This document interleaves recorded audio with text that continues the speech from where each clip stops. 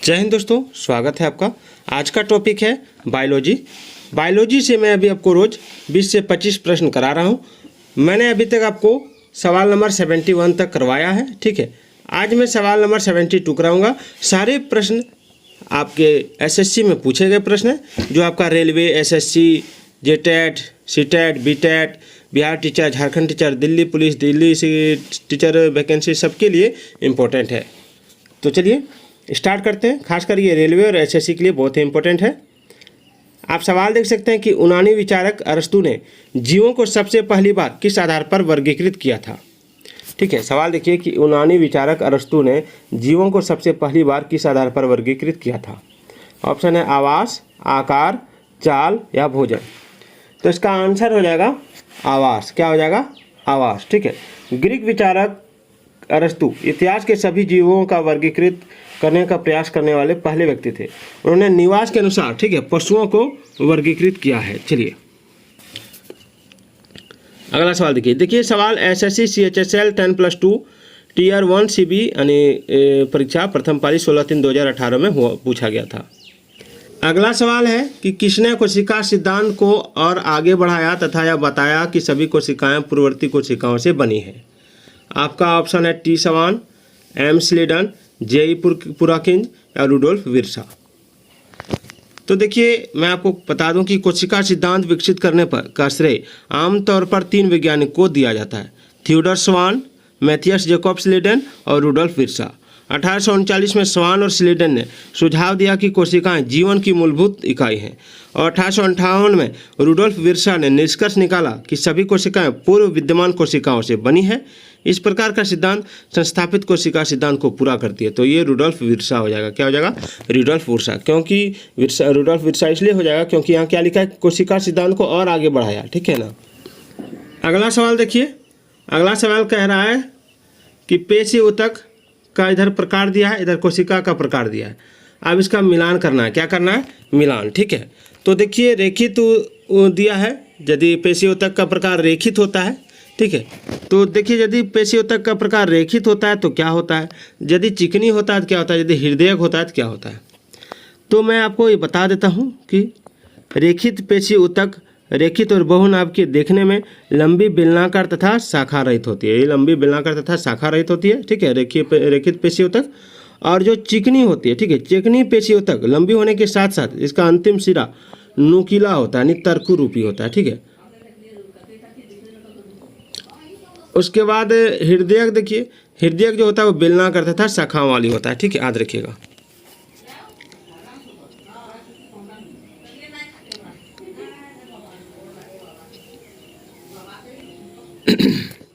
अगला सवाल देखिए। अगला है रक्त एक संयोजी ऊतक है जो किस प्रकार के अंतरकोशिकीय आधांतरी में धसी होती है।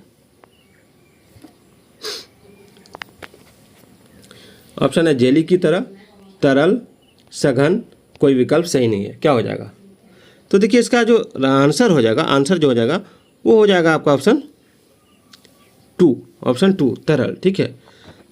रक्त एक तरल संयोजी ऊतक है। इसमें 2 घटक है, कोशिकाएं और तरल पदार्थ मैट्रिक्स, जिसमें यह अंतः स्थापित रहता है। तरल मैट्रिक्स प्लाज्मा के रूप में जाना जाता है, जिसमें रक्त कोशिकाएं मौजूद होती हैं। रक्त विशेष रक्त वाहिकाओं के माध्यम से शरीर के चारों ओर प्रवाहित होता है। अगला सवाल देखिए कि निम्नलिखित का मिलान कीजिए। इधर जीव दिया हुआ है, अमीबा है, लिस्मानिया है, उसके बाद और कौन है? उसके बाद है प्लाज्मोडियम। प्लाज्मोडियम है तो इसमें कह रहा है विखंडन की विशेषता। तो बहुखंडन द्वारा अनेक संतति कोशिकाएं। लिस्मानिया का विखंडन एक निर्धारित तल पर होता है। प्लाज्मोडियम का विखंडन किसी भी तल पर हो सकता है। इसमें कौन सा सही होगा? तो मैं आपको बता दूं कि अमीबा जो है, ठीक है, अमीबा का सही हो जाएगा आपका ऑप्शन 3। अमीबा विखंडन किसी भी तल पर हो सकता है। लिस्मानिया का हो जाएगा विखंडन एक निर्धारित तल पर होता है, और प्लाज्मोडियम का हो जाएगा बहुखंडन द्वारा अनेक संतति कोशिकाएं। ठीक है। चलिए अगला सवाल देखिए। विभिन्न पादप ऊतकों को किस आधार पर विभाज्योतक ऊतक तथा स्थायी ऊतक में वर्गीकृत किया जाता है? आकार के आधार पर, फिर या विभाजन क्षमता के आधार पर, या स्थिति के आधार पर, या कोई विकल्प सही नहीं। तो देखिए इसका राइट आंसर हो जाएगा विभाजन क्षमता के आधार पर। ठीक है। चलिए आगे बढ़ते हैं। चलिए अगला सवाल है कि निम्नलिखित का मिलान कीजिए। इधर है पेशी ऊतक का प्रकार, इधर है अवस्थिति, इधर है आपका रेखित पेशी ऊतक, इधर है चिकनी पेशी ऊतक, इधर है हृदयक। ठीक है, तो रेखित किसके साथ मिलेगा? चिकनी किसके साथ मिलेगा और हृदय किसके साथ मिलेगा। तो देखिए रेखित जो होता है, ठीक है, रेखित ये लंबे और बड़े आकार के होते हैं जो शरीर के अंगों, चेहरे, गर्दन, जीभ, ग्रसनी तंतु, पुट आदि में पाए जाते हैं। हाथ हो जाएगा, पैर हो जाएगा, ठीक है। तो ये हो जाएगा रेखित में आपका ऑप्शन 2। और चिकनी क्या हो जाएगा, तो चिकनी में होता है आपका ये पेशी होता है गट्ठर या तुर्क आकार की कोशिकाओं के परत के रूप में आहार नाल की दीवार, आंतरिक अंगों, ग्रंथियों की वाहिकाओं, पेट, श्वास नलिका, आँख की पुतली आदि में पाई जाती है। तो ये हो जाएगा आँख की पलक, मूत्रवाहिनी तथा फेफड़ों की श्वास नली, ठीक है। और हृदय जो इसका नाम से ही पता चलता है कि ये हृदय में हो जाएगा, ठीक है। चलिए, किस प्रकार के एपिथेलियन ऊतक आहार नाली के स्तर अथवा फेफड़ों की कुपिका में वर्णात्मक पारगम्य झिल्ली द्वारा पदार्थों के संवहन की अनुमति देती है। तो किस प्रकार के एपिथेलियन ऊतक आहार नाली के स्तर तथा फेफड़ों की कुपिका में वर्णात्मक पारगम्य झिल्ली द्वारा पदार्थों के संवहन की अनुमति देती है। ऑप्शन है आपका सरल सल्की एपिथेलियम, स्तरित सल्की एपिथेलियम, पक्षाभिमुखी स्तंभकरण एपिथेलियम या घनाकार एपिथेलियम। तो इसका जो राइट आंसर हो जाएगा वो हो जाएगा ऑप्शन 1 सरल सल्की एपिथेलियम, ठीक है। सरल सल्की एपिथेलियम जो होता है ये 2 प्रकार का होता है, सरल सल्की एपिथेलियम और स्तरित सल्की एपिथेलियम।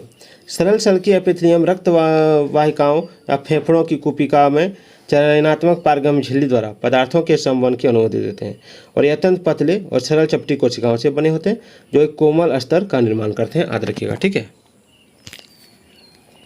अगला है जीवाणु नील हरित शैवाल अथवा साइनोबैक्टीरिया तथा माइकोप्लाज्मा किस जगत के जीवों के उदाहरण हैं, ठीक है। जीवाणु नील हरित शैवाल तथा साइनोबैक्टीरिया तथा माइकोप्लाज्मा किस जगत के जीवों के उदाहरण हैं। तो आपका है प्लांटी, मोनेरा, प्रोटेस्टा या एनिमिलिया, क्या हो जाएगा। तो देखिए इस तरह के सवाल में जो आंसर हो जाएगा वो हो जाएगा मोनेरा, ठीक है। मोनेरा जगत में आपका क्या आता है, मोनेरा मतलब मोनास माने अकेला, ठीक है। तो इसमें सभी प्रोकैरियोटिक जीवों को रखा जाता है जैसे जीवाणु, नीलहरित शैवाल या साइनोबैक्टीरिया और माइकोप्लाज्मा मोनेरा जगत के अंतर्गत आते हैं। इस जगत में एक कोशिकीय प्रोकैरियोटिक जीव आते हैं, याद रखिएगा, ठीक है। चलिए, और इनकी कोशिका के ऊपर कोशिका भित्ति, केंद्रक कला तथा केंद्रिका नहीं पाई जाती है, ये भी याद रखिएगा मोनेरा में, ठीक है। चलिए अगला सवाल देखिए, हटना रे। अगला है ईस्ट तथा मशरूम किस जगत के जीवों के उदाहरण है। ईस्ट तथा मशरूम देखिए आपका है फंजाई, मोनेरा, प्लांटी या प्रोटिस्टा।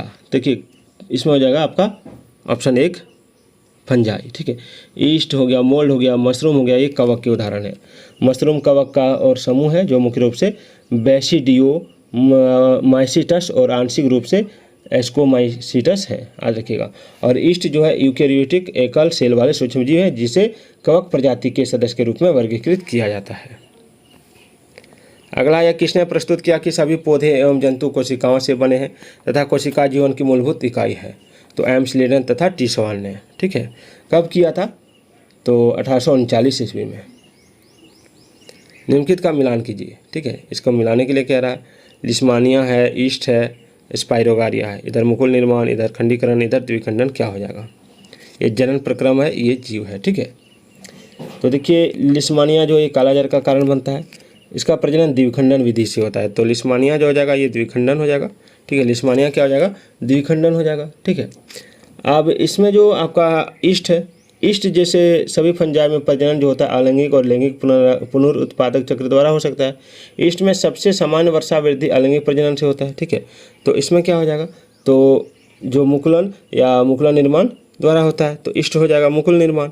अब एक बच गया स्पाइरोगारा, ये खंडीकरण होता है, क्या होता है, ये खंडीकरण, ठीक है। चलिए आगे बढ़ते हैं।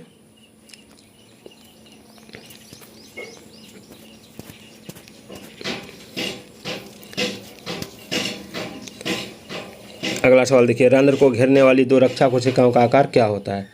रंध्र को घेरने वाली 2 रक्षा कोशिकाओं का आकार क्या होता है, अंडाकार, त्रिभुजाकार, आयताकार या वृक्काकार।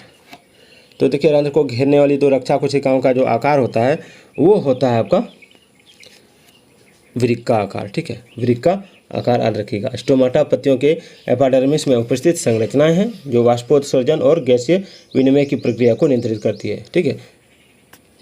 स्टोमाटा नहीं रंध्र। उसके बाद है स्क्लेरेन कायमा, ऊतक की कोशिकाओं की भित्तियाँ किस रासायनिक पदार्थ के कारण मोटी हो जाती हैं। तो आपका ऑप्शन है सेलुलोज, लिग्निन, पैक्टिन या हेमीसेलुलोज। तो देखिए स्क्लेरेनकाइमा कोशिकाएं आमतौर पर मृत कोशिकाएं होती हैं जिनमें लिग्निन युक्त द्वितीयक दीवारें होती हैं। ठीक है, कोशिकाएं कठोर और गैर खिंचाव योग्य होती हैं और आमतौर पर छाल या परिपक्व तनों में पाए जाते हैं। स्क्लेरेनकाइमा पौधों में पाए जाने वाले 3 मौलिक ऊतकों में से एक है आपका पेरेन्काइमा, ठीक है, और दूसरा है क्लोरेन्काइमा। इसमें आंसर लिग्निन होगा, याद रखिएगा। सभी पौधे एवं जंतु कोशिकाओं से बने हैं तथा कोशिका जीवन की मूलभूत इकाई है। दिया गया कथन निम्नलिखित में से किस सिद्धांत का है? तो देखिए इसका राइट आंसर जो हो जाएगा वो हो जाएगा ऑप्शन 3, कोशिका सिद्धांत। अगला है डैश में विषाणुओं का अध्ययन किया जाता है। विषाणुओं का अध्ययन किस में किया जाता है?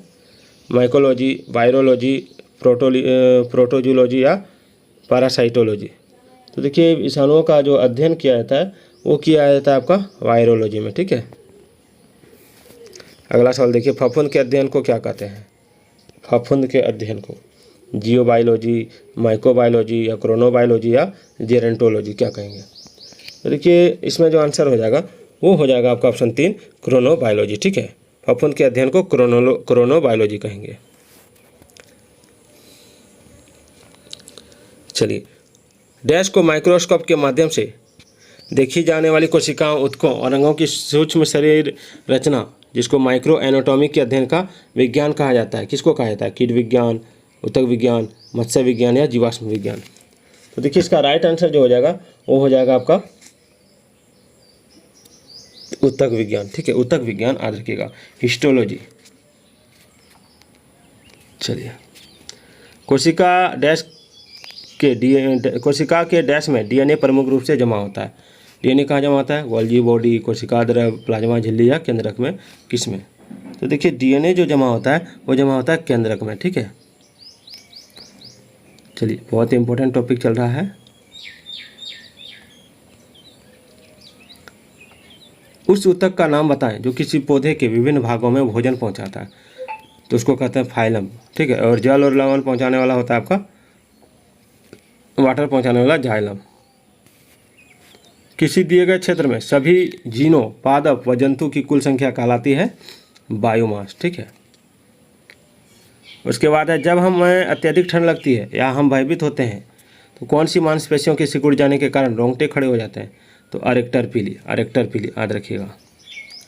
एक जीवित कोशिका की संपूर्ण अवयव को डैश के रूप में जाना जाता है जिसमें साइटोप्लाज्म और नाभिक शामिल होते हैं, तो प्रोटोप्लाज्म हो जाएगा। ठीक है, जैविक शब्दावली में डैश 2 जीवों के बीच ऐसा संबंध है जिसमें एक जीव लाभान्वित होता है, दूसरा अप्रभावित रहता है, तो ये हो जाएगा सहभोजिता। कसाब यानी बाल जैसी संरचनाएं हैं जो निम्नलिखित में से किस जीव में चालन उपांगों के रूप में कार्य करते हैं? तो ये जो हो जाएगा ये हो जाएगा आपका ऑप्शन 2, जीवाणु। ठीक है, डैश एक एकल कोशिका द्वारा जनन क्षम पूर्ण व्यक्ति को पैदा करने की क्षमता को कहते हैं, तो पूर्ण शक्तता, जिसको टोटिपोटेंसी कहते हैं।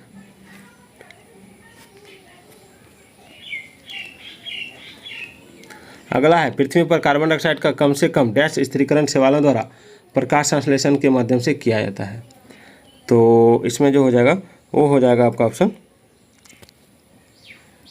2, आधा। ठीक है, उस घटक की पहचान करें जो केवल प्रोकैरियोटिक्स में अद्वितीय रूप से पाया जाता है, तो ये हो जाएगा आपका ऑप्शन 3, मीजोसोम। अगला निम्नलिखित में से कौन सी सूक्ष्मदर्शी कोशिकाएं एक विशिष्ट केंद्रीय झिल्ली के साथ अमीबीय आकार की होती है? तो ये जो हो जाएगा आपका वो हो जाएगा आपका ऑप्शन 2, श्वेत रक्त कोशिकाएं। अगला है जन इवेंगेलिस्टा परकिंजे 1839 में की गई किस खोज के लिए जाने जाते हैं? तो ये हो जाएगा आपका ऑप्शन 3, प्रोटोप्लाज्म शब्द देने के लिए। निम्नलिखित में से कौन कोशिका के पाचन तंत्र के रूप में कार्य करता है और कोशिका के बाहर से ली गई सामग्री को अपघटित करने और कोशिका के अपचयित घटक को पचाने का कार्य करता है? तो इसमें हो जाएगा लाइसोसोम, और इसको कोशिका का आत्महत्या थैली भी कहा जाता है। तो दोस्तों आज का ये वीडियो कैसा लगा कमेंट जरूर कीजिए।